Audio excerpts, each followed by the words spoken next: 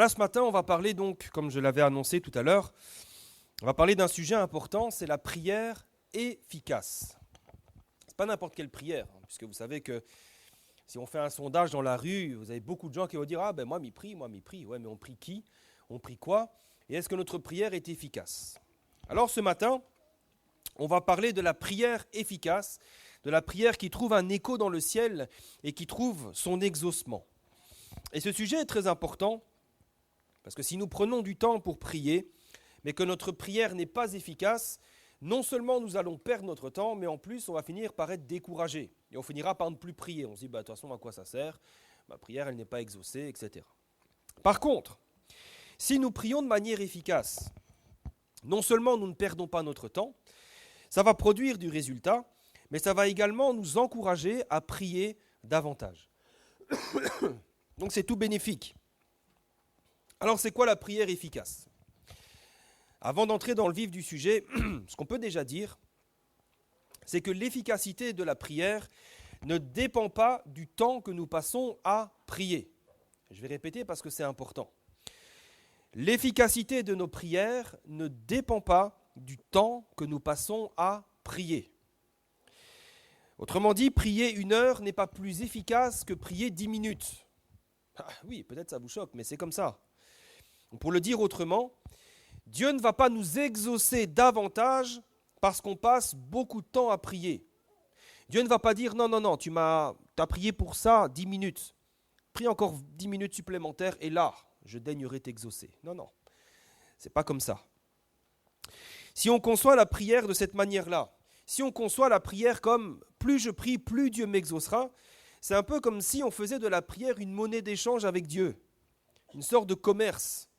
Ah Seigneur, allez, je t'échange 30 minutes de prière contre telle bénédiction, telle bénédiction. Mais la vérité, c'est que l'efficacité de nos prières ne dépend pas du nombre de minutes que nous prions. Alors certains vont me dire, oui, mais quand même, Jésus, il priait toute la nuit. Alors, Jésus ne priait pas toutes les nuits. Jésus a prié une fois toute la nuit. En tout cas, la Bible ne mentionne qu'une seule fois le fait que Jésus ait prié toute la nuit. Et c'était avant une décision très importante. C'était avant qu'il choisisse les 12 apôtres. Après, il faut se poser la question suivante. Pourquoi Jésus a-t-il prié toute la nuit? Est-ce que c'est parce qu'il avait besoin d'une plus grande faveur de la part de Dieu? Ou c'est simplement parce qu'il en avait besoin? Qu'est-ce qui a motivé son cœur? Est-ce que Jésus a prié toute la nuit parce qu'il s'est dit, bon, pour obtenir une telle grâce de la part de mon Père, il va falloir que j'y aille, quoi? Je ne pense pas. Je crois simplement que si Jésus a prié toute la nuit, c'est simplement parce qu'il en avait besoin, parce que la situation avait besoin d'un tel temps de prière. Mais en aucun cas, Dieu a exaucé Jésus sur la base du temps qu'il a passé à prier. C'est-à-dire, 8 heures de prière, ça va, tu mérites quand même que je te donne tes 12 apôtres. Non. Alors finalement, c'est quoi la prière efficace? Eh bien, en réalité, il n'y a pas une seule prière efficace, mais plutôt 3 prières efficaces. Et je pense que si on veut de l'efficacité dans nos prières, eh bien, il faut mettre ces 3 prières-là en œuvre, ces 3 types de prières-là en œuvre. Et heureusement, ce sont des choses très simples. Je n'ai pas fait de PowerPoint ce matin, vous m'excuserez, j'ai un petit souci technique. Mais le message est très simple. Donc, restez bien attentifs et retenez ces 3 choses. La première chose pour une prière efficace, c'est la prière de l'Église. Deuxièmement, c'est la prière du juste. Et troisièmement, c'est la prière de la foi. C'est ça la prière efficace. C'est quand l'Église prie, quand les justes prient et quand on prie par la foi. Premier type de prière efficace, c'est la prière de l'Église, c'est-à-dire la prière collective. Et ça, parfois, on l'oublie. On dit oui, mais moi, m'y prie la case, c'est bon. Ben non, enfin, c'est bon, oui, mais ce n'est pas suffisant. C'est quelque chose, la prière de l'Église, c'est quelque chose que nous ne devons pas négliger. Parce que Dieu envoie une bénédiction particulière lorsque l'Église se réunit pour prier. Matthieu 18, verset 19, je vais le lire pour vous. Jésus a dit, je vous dis encore que si 2 d'entre vous s'accordent sur la terre pour demander une chose quelconque, ça veut dire si 2 se rassemblent pour se dire, écoute, on va prier pour telle chose, on va prier pour telle chose. Elle leur sera accordée par mon Père qui est dans les cieux. Voilà l'efficacité de la prière. Jésus exauce des hommes, des femmes qui se rassemblent pour prier ensemble pour un sujet commun. C'est écrit, ce n'est pas moi qui vous le dis, c'est la Bible qui le dit. Si 2 d'entre vous s'accordent sur la terre pour demander une chose quelconque, elle leur sera accordée par mon Père qui est dans les cieux. Car là où 2 ou 3 sont assemblés en mon nom, je suis au milieu d'eux. Gloire à Dieu.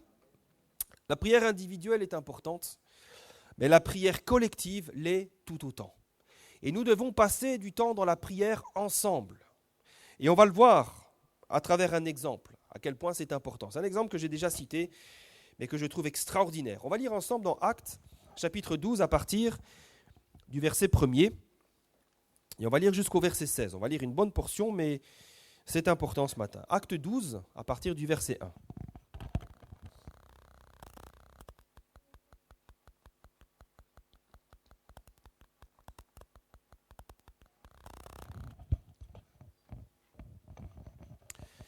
Voilà, si vous avez trouvé, on va lire ensemble. Vers le même temps, le roi Hérode se mit à maltraiter quelques membres de l'Église. Et il fit mourir par l'épée Jacques, frère de Jean. Donc Hérode, il rigole pas, il tue les chrétiens. Voyant que cela était agréable aux Juifs, il fit encore arrêter Pierre. C'était pendant les jours des pains sans levain. Après l'avoir saisi et jeté en prison, il le mit sous la garde de 4 escouades de 4 soldats chacune, avec l'intention de le faire comparaître devant le peuple après la Pâque. Donc on s'imagine bien ce qui va lui arriver. Pierre donc était gardé dans la prison, et écoutez bien, l'Église ne cessait d'adresser pour lui des prières à Dieu. Au verset 6, la nuit qui précéda le jour où Hérode allait le faire comparaître, Pierre, lié de 2 chaînes, il dormait entre 2 soldats, et des sentinelles devant la porte gardaient la prison. Et voici un ange du Seigneur survint, et une lumière brilla dans la prison. L'ange réveilla Pierre en le frappant au côté et en disant « Lève-toi promptement !» Les chaînes tombèrent de ses mains et l'ange lui dit « Mets ta ceinture et tes sandales. » Et il fit ainsi. L'ange lui dit encore « Enveloppe-toi de ton manteau et suis-moi. » Pierre sortit, le suivit, ne sachant pas que ce qui se faisait par l'ange était réel et s'imaginant avoir une vision. Lorsqu'ils eurent passé la première garde puis la seconde, ils arrivèrent à la porte de fer qui mène à la ville et qui s'ouvrit d'elle-même devant eux. Ils sortirent et s'avancèrent dans une rue. Aussitôt, l'ange quitta Pierre. Revenu à lui-même, Pierre dit « Ah, je vois maintenant d'une manière certaine que le Seigneur a envoyé son ange et qu'il m'a délivré de la main d'Hérode et de tout ce que le peuple juif attendait. » Après avoir réfléchi, il se dirigea vers la maison de Marie, mère de Jean, surnommée Marc, où beaucoup de personnes étaient réunies et priaient. Il frappa à la porte du vestibule, et une servante nommée Rhodes s'approcha pour écouter. Elle reconnut la voix de Pierre, et dans sa joie, au lieu d'ouvrir, elle courut annoncer que Pierre était là devant la porte. Et regardez la réaction de ceux qui prient. Ils lui dirent « Tu es folle ». Mais elle affirma que la chose était ainsi. Et ils lui dirent « Mais non, c'est son ange ». Cependant, Pierre y continua à frapper. Ils ouvrirent et ils furent étonnés de le voir. Amen. Quel beau récit, quelle belle histoire. Ce texte nous montre l'importance de la prière collective, de la prière de l'Église. Parce qu'il y a des choses que nous ne pourrons jamais obtenir seuls et des objectifs que nous ne pourrons jamais atteindre seuls. Dans le texte ici, on le sait, on l'a vu, la situation est absolument désespérée. Qu'est-ce que vous voulez faire ? Hérode, il tue les chrétiens, il a tué Jacques, et là il a emprisonné Pierre, on sait très bien ce qui va lui arriver. Pierre est fichu, et il va mourir, personne ne peut le tirer de là. Et dans ce contexte désespéré, qu'est-ce qu'on fait ? Comment est-ce qu'on réagit en tant que chrétien et en tant qu'Église ? C'est quoi la bonne réaction ? On est là, oh Seigneur, qu'est-ce qui se passe ? Eh bien l'Église a la meilleure des réactions qui soit, elle se réunit pour prier et pour intercéder. C'est ça qu'il faut faire. Et le moins que l'on puisse dire, c'est que leur prière était efficace. On voit ici que Dieu va agir de manière miraculeuse. Il va envoyer un ange qui va faire sortir Pierre de prison sans qu'aucun garde n'ait pu intervenir. Et même Pierre, c'est tellement étonnant que même lui, il a dû prendre un temps pour s'en remettre, pour se dire, mais qu'est-ce qui m'est arrivé là ? La prière de l'Église est tellement efficace que lorsqu'elle est exaucée, personne n'y croit. Pourtant, ils ont prié pour ça. Quand la servante dit « Pierre est là », on la traite de folle. Et puis elle dit « Mais non, mais je ne suis pas folle, j'ai reconnu sa voix. » Et elle dit « Mais non, ce n'est pas Pierre, c'est son ange. » Pour eux, c'était plus crédible que ce soit un ange qui frappe à la porte que ce soit Pierre. Imaginez un petit peu. La chose est tellement invraisemblable que personne ne peut s'imaginer que Pierre ait pu sortir de prison. Alors moi, j'aime beaucoup cette histoire parce qu'elle nous montre que lorsque l'Église s'unit pour prier, eh bien Dieu peut nous étonner. On prie des fois pour des choses, on prie pour la guérison, on prie pour le salut des âmes. Et puis des fois, il y a des choses qui arrivent et on est étonné. Mais y a-t-il une chose étonnante de la part du Seigneur ? Notre Dieu est celui qui est capable de faire au-delà de tout ce que nous demandons ou pensons. Et nous avons raison de nous rassembler pour prier. Vous savez, en tant qu'Église, c'est vrai, nous prions chacun chez soi, mais nous devons prendre conscience qu'il y a des choses que nous ne pourrons jamais obtenir tout seuls. Il y a des combats que nous ne pourrons jamais remporter tout seuls. Pourquoi ? Eh bien, tout simplement parce qu'ensemble, on est plus fort. Vous savez, en tant qu'enfants de Dieu, nous devons comprendre aussi que nous ne sommes pas que des individus. Ce n'est pas chacun son chacun, hein, on est tous ensemble, on fait aussi partie de l'Église. Nous sommes un corps et dont nous sommes tous les membres. Et quand le corps entier combat, quand le corps entier remporte une victoire, c'est tous les membres qui remportent la victoire. Mais une victoire qu'on n'aurait jamais pu obtenir seul. Imaginez un petit peu. Là, il y a bientôt les Jeux Olympiques à Paris. Là. Il y en a beaucoup qui se préparent pour essayer de remporter la médaille. Mais quand celui qui fait le 100 mètres a battu le record du monde et qu'il est sur le podium pour recevoir sa belle médaille, qui reçoit la médaille ? Est-ce que ce sont ses pieds ? Est-ce qu'on lui dit, allez, présentez votre pied, tac, et on met une médaille autour du pied en disant, c'est le pied. Qui reçoit la médaille ? C'est le coureur, c'est le corps qui reçoit la médaille. Pourquoi ? Parce que c'est lui tout entier qui a couru, qui a combattu et qui a remporté la victoire. Si vous mettez un pied sur la ligne de départ, il n'irait pas loin. Hein. Après, si le pied marche tout seul, fuyez, parce que... Frères et sœurs, de la même manière, c'est un petit peu d'humour, mais pour que nous comprenions que de la même manière, si nous voulons voir des âmes sauvées, si nous voulons voir des baptêmes, si nous voulons voir des guérisons, si nous voulons voir des délivrances, si nous voulons que des âmes s'ajoutent à l'Église, si nous voulons voir des couples réconciliés, si nous voulons voir des problèmes résolus, eh bien nous devons nous unir dans la prière. Parce qu'une Église qui prie, c'est une Église qui avance et c'est une Église qui remporte des victoires. Amen. La prière efficace, premièrement, c'est une prière collective.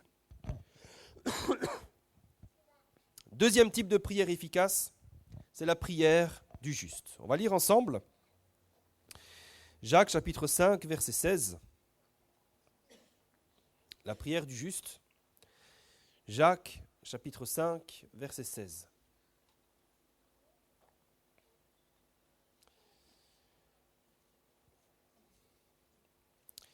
Jacques chapitre 5, verset 16, où Jacques écrit que la prière fervente du juste a une grande efficacité.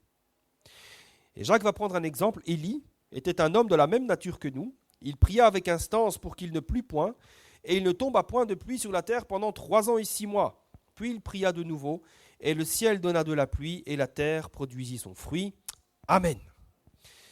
Jacques illustre ici l'efficacité de la prière du juste en prenant un exemple, c'est celui du prophète Élie. Et on le voit que sa prière, elle est efficace parce que par sa prière, la pluie s'est arrêtée pendant 3 ans et demi.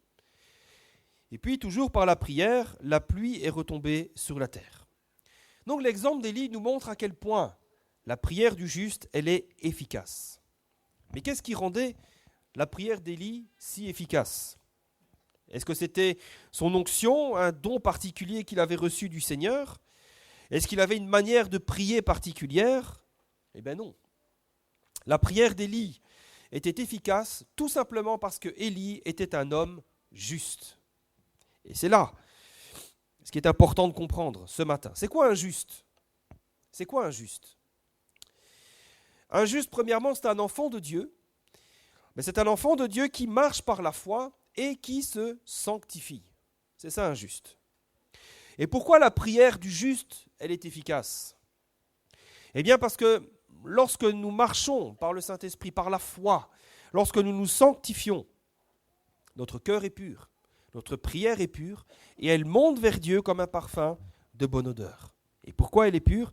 Eh bien parce qu'elle provient d'un cœur pur et d'une pensée sanctifiés. Et ça, c'est le genre de prière que Dieu agrée et que Dieu exauce. Et là encore, frères et sœurs, c'est très important. On pense souvent, on a souvent limité l'efficacité de la prière à la prière de la foi. Et c'est vrai, on va le voir juste après. Mais la foi n'est qu'un élément parmi d'autres pour rendre notre prière efficace. La pureté et la sainteté sont aussi très importantes devant le Seigneur. Parce que le Seigneur ne pourra jamais exaucer une prière qui est motivée par le mal. Si notre cœur n'est pas pur et que nous prions avec un cœur impur, un cœur motivé par exemple par la jalousie, par l'envie, par la vengeance ou par la méchanceté, le Seigneur ne pourra pas nous exaucer. Et c'est Jacques qui dira d'ailleurs, chapitre 4, verset 2, donc quelques versets avant,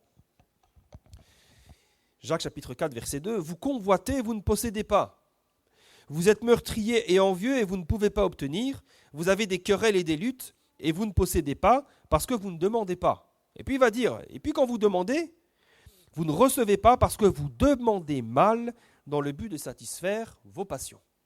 Le problème, c'est que leur cœur n'était pas purifié. Ils priaient avec des mauvaises intentions dans le but de satisfaire leurs passions. Le Seigneur ne peut pas exaucer une prière comme ça. Vous avez remarqué que dans ce texte, Jacques ne remet pas en question leur foi. Il ne leur dit pas « vous manquez de foi, priez ». Non. Il remet en question la pureté de leur cœur, les motivations de leur cœur. Vous savez, il y a ce texte de l'Écriture qui est très fort, Proverbe 28, verset 9. « Si quelqu'un détourne l'oreille pour ne pas écouter la loi, ou pour écouter d'autres choses, les voix de son cœur, les voix de mensonge, etc., sa prière même est une abomination. » C'est dur, hein ? Mais si quelqu'un détourne l'oreille pour ne pas écouter la loi, pour ne pas écouter la voix du Seigneur, sa prière même est une abomination. C'est pourquoi, quand nous venons à Dieu, eh bien, nous devons veiller à sanctifier nos cœurs et nos pensées devant lui. Et pas seulement quand nous venons vers Dieu, hein. En tout temps, en toutes circonstances, nous devons veiller à sanctifier nos cœurs et nos pensées. Et non pas comme pour recevoir une récompense en retour, mais plutôt pour que nos prières soient conformes à la vérité, qu'elles soient conformes à la volonté de Dieu et qu'elles soient faites dans l'amour. Combien de fois parfois on prie par colère ? « Ah Seigneur, punis-le, Seigneur, venge-moi » Mais ce n'est pas l'amour qui motive notre prière.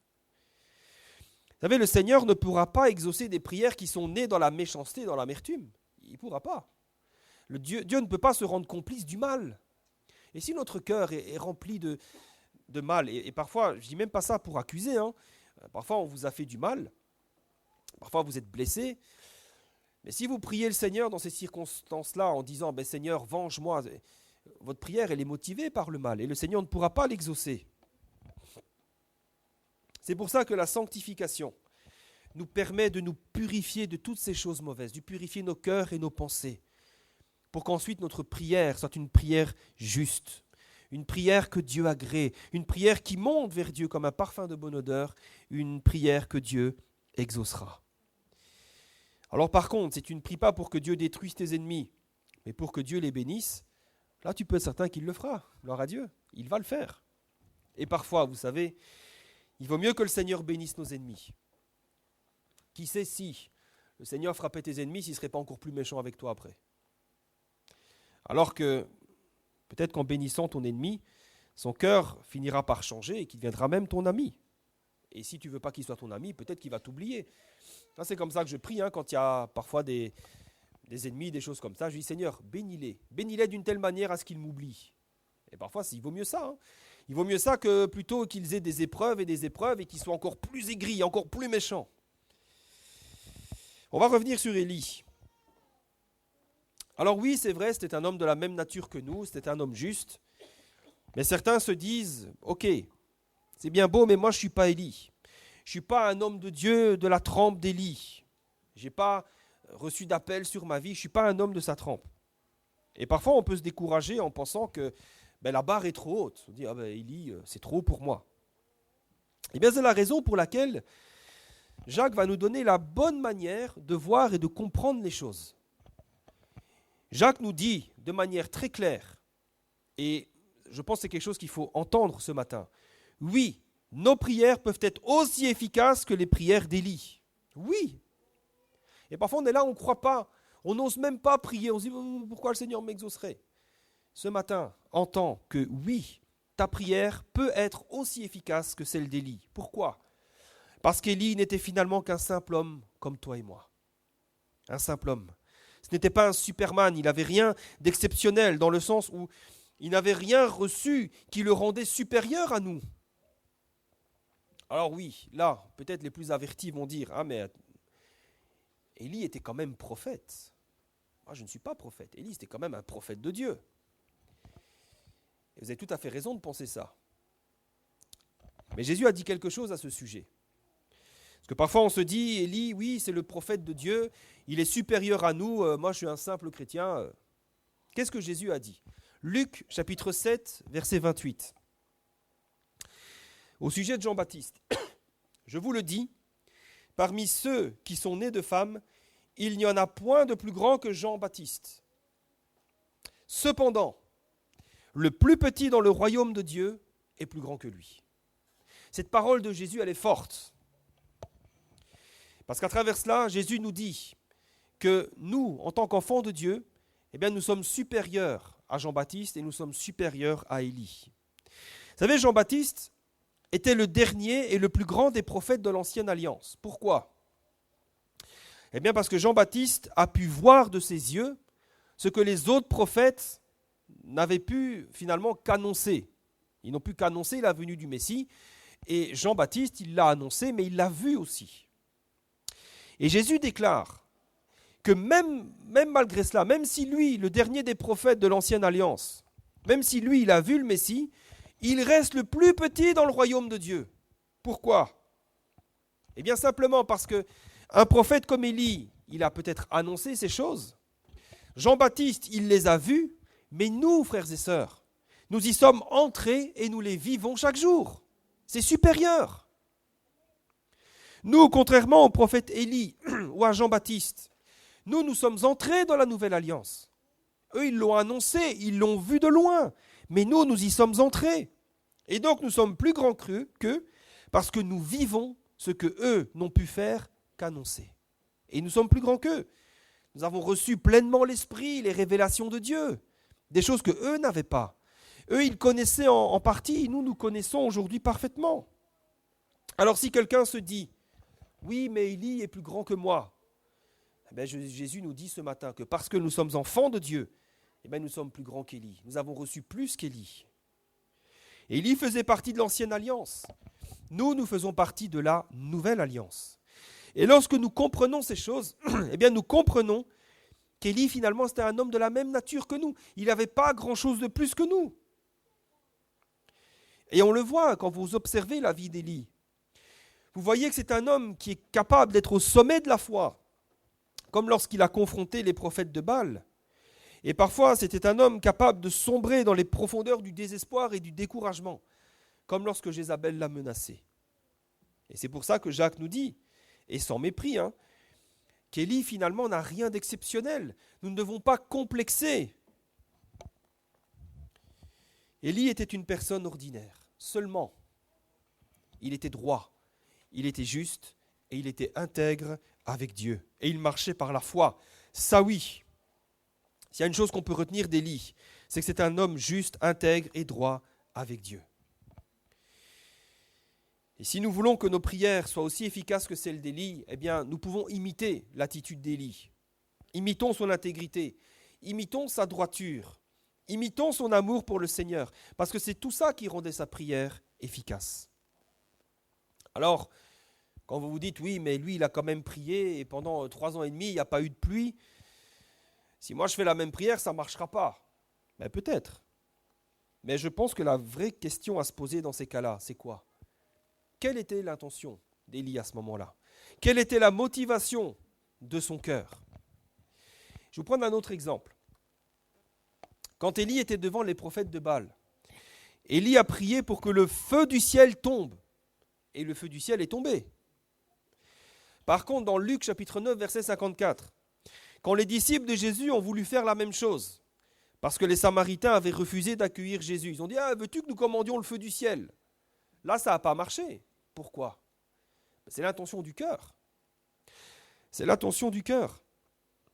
La réponse se trouve dans ce qui motive nos prières. ce qui nous pousse à faire telle ou telle prière, ou à prier de telle ou de telle manière. Les cœurs des disciples de Jésus à ce moment-là n'étaient pas motivés par l'amour, n'étaient pas motivés par la droiture et ce qui est juste. C'était motivé par l'amertume et la rancœur vis-à-vis des Samaritains. Ils voulaient les punir, mais Dieu ne peut pas exaucer une telle prière. Alors que lorsque Élie a confronté les prophètes de Baal, sa prière était pure. Et c'est ce qui fait toute la différence, la prière du juste. Et maintenant que nous avons dit tout cela, nous arrivons au troisième et dernier point. Troisième prière efficace, c'est la prière de la foi. Marc chapitre 11, verset 22, on va lire ensemble.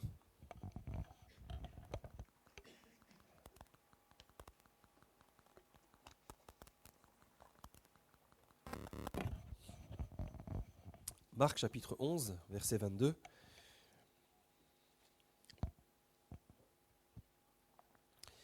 Jésus prit la parole et dit « Ayez foi en Dieu.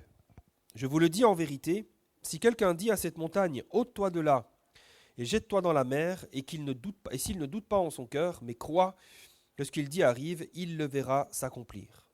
C'est pourquoi je vous dis, tout ce que vous demanderez en priant, croyez que vous l'avez reçu et vous le verrez s'accomplir. Amen. Alors quand nous lisons ce passage, on pourrait avoir l'impression que la prière efficace, c'est une prière faite avec conviction. Mais il y a un problème avec ça. C'est que nulle part dans la Bible, il n'est écrit que Dieu exauce nos convictions. Dieu n'exauce qu'une chose, c'est la foi. Et c'est vrai que parfois on peut se tromper, on peut confondre les deux. Parce que c'est des choses qui parfois se ressemblent, mais qui sont pourtant très différentes. La différence, c'est quoi ? C'est que la foi ne vient que de la parole de Dieu. La foi ne trouve son origine que dans la parole de Dieu. Par contre, ce n'est pas toujours le cas de nos convictions. Maintenant, si j'ai une conviction qui est fondée sur la parole de Dieu, c'est très bien. Mais ce n'est pas toujours le cas. Je peux par exemple être convaincu que parce que tu m'as fait du mal, Dieu va te punir. Je peux en être convaincu, oh tu m'as fait du mal, Dieu est injuste, Dieu va te punir. Et je peux me mettre à prier de cette manière pour que la colère de Dieu s'abatte sur toi. Convaincu que ça va arriver. Est-ce qu'une telle prière peut être exaucée ? Est-ce que c'est une prière de foi ? Ben non. Pourquoi ? Parce qu'une telle prière et une telle conviction vont à l'encontre de la parole de Dieu. La prière de la foi, c'est une prière qui est conforme à la parole. Est-ce que Dieu nous demande de prier pour que sa colère s'abatte sur nos ennemis ? Ben non. Au contraire, la parole de Dieu nous enseigne à prier pour nos ennemis et pas contre nos ennemis. Dieu ne peut pas exaucer une prière qui est faite contre sa volonté, une prière qui va à contre-courant de sa parole, même si elle est faite avec la plus profonde des convictions. C'est pour ça que la prière de la foi, c'est plus qu'une prière faite avec conviction, c'est une prière qui avant tout croit ce qui est écrit dans la parole. La prière de la foi, elle n'est donc pas centrée sur nous-mêmes, sur ce que nous ressentons, nos désirs, nos ambitions personnelles. Mais la prière de la foi est centrée sur ce que Dieu dit et sur ce qui est écrit dans la parole. Et d'ailleurs, quand Jésus va nous enseigner comment à prier, la première chose qu'il va enseigner, c'est quoi ? Eh bien, c'est de se centrer sur le Seigneur et sur sa volonté. Matthieu 6, verset 9. « Voici donc comment vous devez prier. » Et là, regardez, les regards se tournent vers Dieu. « Notre Père qui es aux cieux, que ton nom soit sanctifié, que ton règne vienne, que ta volonté soit faite sur la terre comme au ciel. » On voit que la prière de la foi, c'est la prière qui cherche avant tout la volonté du Seigneur et non pas notre propre volonté. C'est ça la prière de la foi. Alors c'est vrai qu'on peut se poser la question, mais si je m'oublie, qui va penser à moi ? Qu'est-ce que je vais devenir ? Si je ne prie pas pour mes besoins, comment est-ce que je vais être exaucé ? Eh bien, Jésus a dit justement quelque chose à ce sujet. Matthieu 6, 33. « Cherchez premièrement le royaume et la justice de Dieu, et toutes ces choses vous seront données par-dessus. » Et là, on a une belle illustration de la prière de la foi. Jésus ne dit pas qu'il faut s'oublier et ne jamais prier pour nos besoins. Jésus nous dit simplement que si nous faisons du royaume de Dieu et de sa justice la priorité, il se chargera de combler tous nos besoins et on n'aura même plus besoin de prier pour ça. Et d'ailleurs, lorsqu'on commence à prier de cette manière-là, c'est là qu'on entre véritablement dans la prière de la foi. Seigneur, je ne me préoccupe pas de mes besoins parce que je sais que toi, tu t'en préoccupes. Si moi, je prie et je me préoccupe du royaume de Dieu. Ça, c'est la véritable prière de la foi. Et si vous avez déjà fait l'expérience, souvenez-vous, les fois où, oui, vous recherchiez le Seigneur, et puis le Seigneur vous bénit d'une manière tellement extraordinaire. Vous n'avez rien demandé, et puis le Seigneur vous bénit. Le Seigneur pourvoit. Ah, moi, en tout cas, ça m'est déjà arrivé quelques fois, et c'est là qu'on reconnaît quand même combien Dieu est grand et combien Dieu est fidèle. Quand nous lui faisons confiance, au point de lui remettre tous nos besoins et de ne plus nous en soucier, et qu'à la place, on ne se préoccupe plus des choses de Dieu, c'est là qu'on entre véritablement dans la prière de la foi. Et je pense, frères et sœurs, que nous avons tous et toutes des progrès à faire dans ce domaine, et moi le premier. Combien de fois nous supplions le Seigneur pour des choses qu'il nous donnerait tout de suite, si on se préoccupait un peu plus de son royaume que de nous-mêmes. Je vais répéter parce que c'est important. Combien de fois nous supplions le Seigneur pour des choses qu'il nous donnerait tout de suite, si nous nous préoccupions premièrement de son royaume plutôt que de nous-mêmes. Alors, quand nous prions, si nous voulons que notre prière soit efficace, premièrement, cherchons la volonté de Dieu. Prions pour rechercher la volonté du Seigneur. Prions par exemple pour notre sanctification. Eh oui, c'est ce que Dieu veut. 1 Thessaloniciens chapitre 4 verset 3. Dieu veut notre sanctification. Prions pour notre sanctification. Prions pour la sanctification de l'Église. Ça, vous pouvez être certain que c'est une prière que Dieu va exaucer. Prions aussi pour le salut de nos proches, pour le salut de nos collègues, de nos enfants. Prions pour cela, puisqu'un Timothée 2,4 nous dit ce que Dieu veut, c'est que tous les hommes soient sauvés. Prions. Et quand nous prions pour ça, là encore, c'est une prière efficace. Et quand nous prions comme cela, conformément à la parole de Dieu, c'est la prière de la foi, c'est une prière que Dieu exaucera. Amen. Alors je vais conclure rapidement la prière efficace, 3 choses. Déjà, la première chose, c'est que l'efficacité de nos prières ne dépend pas du temps que nous passons à prier. S'il vous plaît, n'en faites pas une excuse pour dire je vais prier 2 minutes, ça suffira. Il y a des circonstances qui demandent parfois qu'on prie 15, 20 minutes, mais parfois qu'on prie 1 heure, 2 heures, 3 heures, voire même toute la nuit. Il y a des circonstances qui demandent qu'on prie pendant des années. Mais en tout cas, ne croyons pas que l'efficacité de nos prières, que la prière est une performance que Dieu va récompenser. Ce n'est pas le cas. Quelles sont donc les 3 prières efficaces ? Premièrement, la prière de l'Église. Ne négligeons pas nos réunions de prière. Je sais, le samedi matin, c'est difficile de 7h à 8h. Peut-être qu'un jour, on changera ça. Ce n'est pas à l'ordre du jour. Mais si vous le pouvez, venez. On prie ensemble. On est déjà un bon petit groupe. On est régulièrement une petite trentaine. Mais il faudrait que toute l'Église soit là, si c'est possible, évidemment. Ce sont des réunions très importantes. Ce sont des réunions, je suis persuadé, que si notre Église a pu tant avancer, si nous avons pu avoir tant de baptêmes et tant de victoires, c'est aussi et surtout grâce à cette réunion de prière. On prie, on intercède, on est unis pour combattre ensemble. Et c'est là que nous avons des victoires et des avancées. Ensuite, il y a la prière du juste, celui qui se sanctifie et qui marche par la foi. Ne négligeons pas la sanctification. Si notre cœur n'est pas pur devant Dieu, nos prières ne pourront pas être pures devant lui. Alors, sanctifions-nous. Et ensuite, c'est la prière de la foi, la prière qui est conforme à la parole, la prière qui est enracinée dans la parole de Dieu. Alors, on va